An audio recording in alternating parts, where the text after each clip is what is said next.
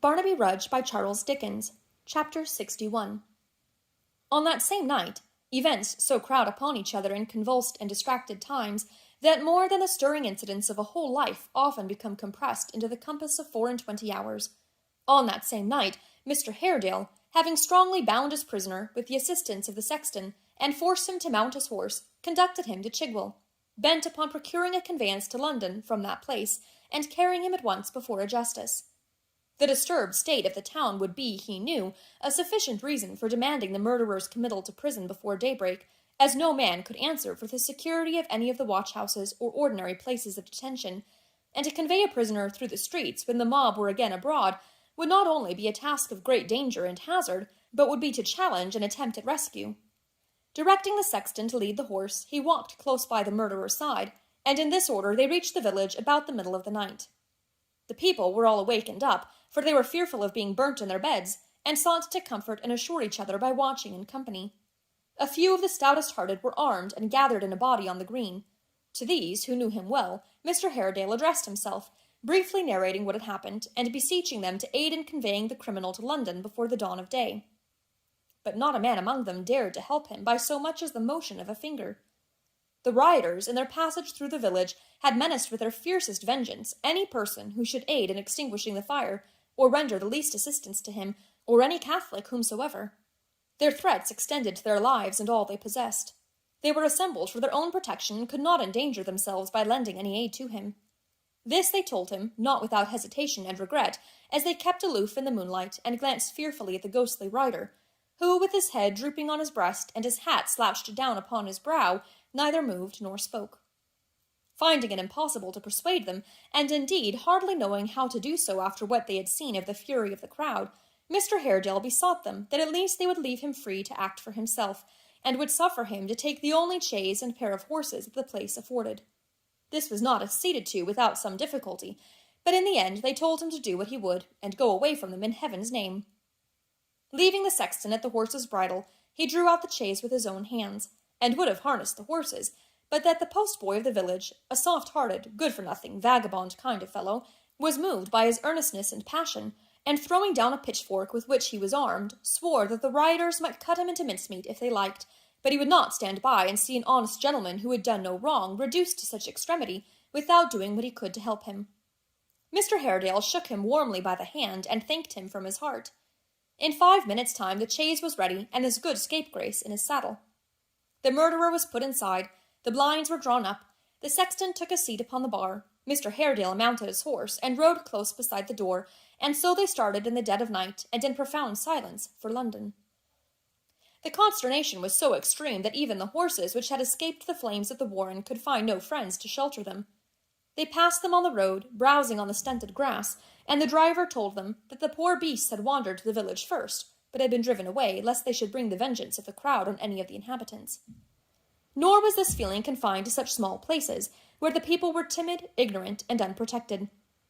When they came near London, they met, in the grey light of morning, more than one poor Catholic family, who, terrified by the threats and warnings of their neighbours, were quitting the city on foot, and you told them they could hire no cart or horse for the removal of their goods, and had been compelled to leave them behind at the mercy of the crowd. Near Mile End they passed a house, the master of which, a Catholic gentleman of small means, having hired a wagon to remove his furniture by midnight, had had it all brought down into the street to wait the vehicle's arrival and save time in the packing. But the man with whom he made the bargain, alarmed by the fires that night and by the sight of the rioters passing his door, had refused to keep it, and the poor gentleman, with his wife and servant and their little children, were sitting trembling among their goods in the open street, dreading the arrival of day and not knowing where to turn or what to do. It was the same they heard at the public conveyances. The panic was so great that the mails and stagecoaches were afraid to carry passengers who professed the obnoxious religion. If the drivers knew them, or they admitted that they held that creed, they would not take them, no, though they offered large sums, and yesterday people had been afraid to recognize Catholic acquaintances in the streets, lest they should be marked by spies and burnt out, as it was called, in consequence. One mild old man, a priest, whose chapel was destroyed, a very feeble, patient, inoffensive creature, who was trudging away alone, designing to walk some distance from town, and then try his fortune with the coaches, told Mr. Haredale that he feared he might not find a magistrate who would have the hardihood to commit a prisoner to jail on his complaint. But notwithstanding these discouraging accounts they went on, and reached the mansion house soon after sunrise. Mr. Haredale threw himself from his horse, but he had no need to knock at the door, for it was already open, and there stood upon the step a portly old man, with a very red, or rather purple, face, who, with an anxious expression of countenance, was remonstrating with some unseen personage upstairs, while the porter essayed to close the door by degrees and get rid of him. With the intense impatience and excitement natural to one in his condition, Mr. Haredale thrust himself forward and was about to speak, when the fat old gentleman interposed. "My good sir," said he, "pray let me get an answer. This is the 6th time I have been here. I was here 5 times yesterday. My house is threatened with destruction. It is to be burned down tonight, and was to have been last night, but they had other business on their hands. Pray let me get an answer." "My good sir," returned Mr. Haredale, shaking his head, "my house is burned to the ground. But heaven forbid that yours should be. Get your answer. Be brief, in mercy to me." "Now you hear this, my lord?" said the old gentleman, calling up the stairs to where the skirt of a dressing-gown fluttered on the landing-place. "Here is a gentleman here whose house was actually burnt down last night." Dear me," replied a testy voice. "I am very sorry for it, but what am I to do? I can't build it up again. The chief magistrate of the city can't go and be a rebuilding of people's houses, my good sir. Stuff and nonsense." "But the chief magistrate of the city can prevent people's houses from having any need to be rebuilt, if the chief magistrate's a man and not a dummy. Can't he, my lord?" cried the old gentleman in a choleric manner. "You are disrespectable, sir," said the Lord Mayor. "Leastways, disrespectful, I mean."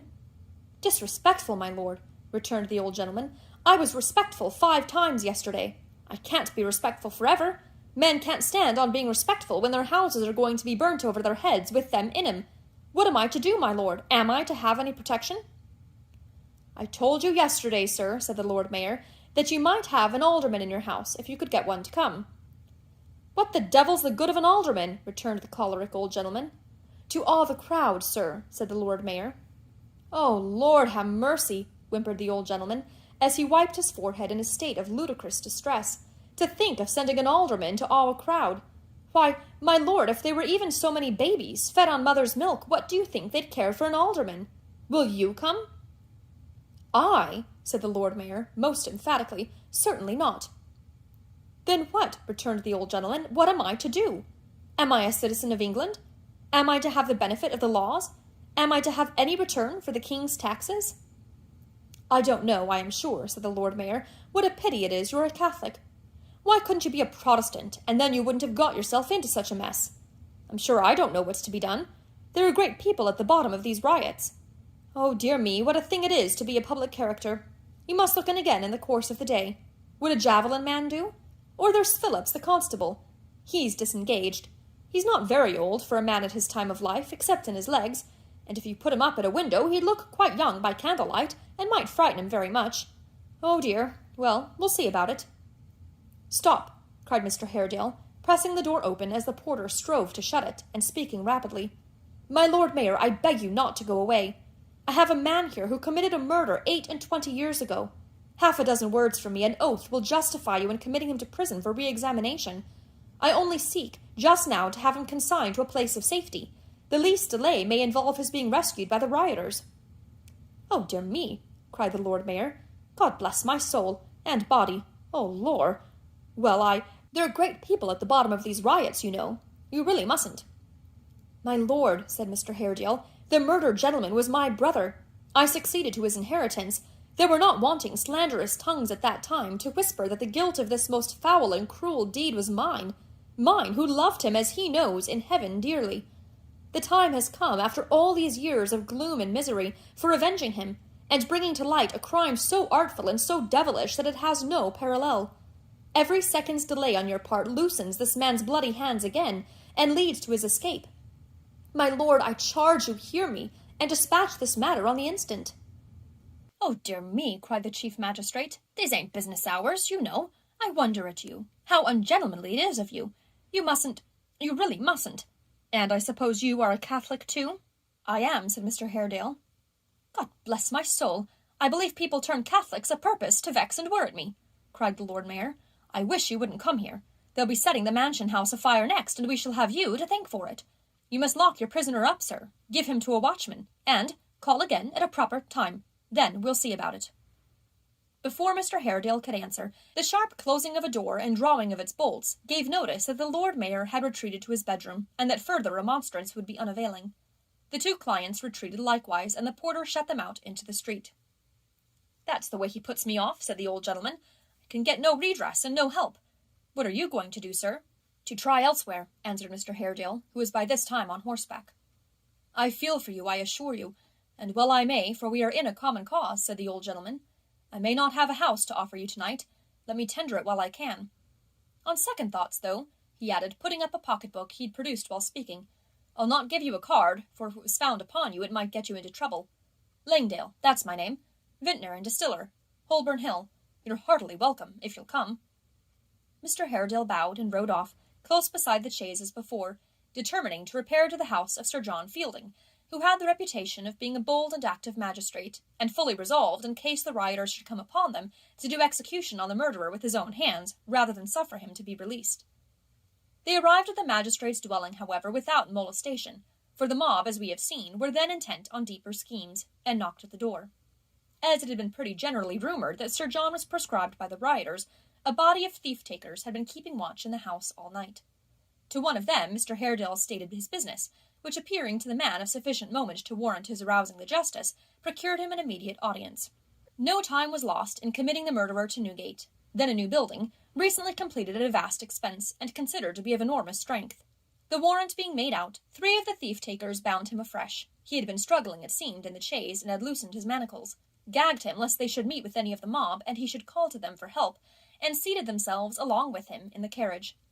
These men, being all well armed, made a formidable escort, but they drew up the blinds again, as though the carriages were empty, and directed Mr. Haredale to ride forward, that he might not attract attention by seeming to belong to it. The wisdom of this proceeding was sufficiently obvious, for as they hurried through the city they passed among several groups of men, who, if they had not supposed the chaise to be quite empty, would certainly have stopped it. But those within keeping quite close, and the driver tarrying to be asked no questions, they reached the prison without interruption, and once there, had him out, and safe within its gloomy walls in a twinkling. With eager eyes and strained attention, Mr. Haredale saw him chained and locked and barred up in his cell.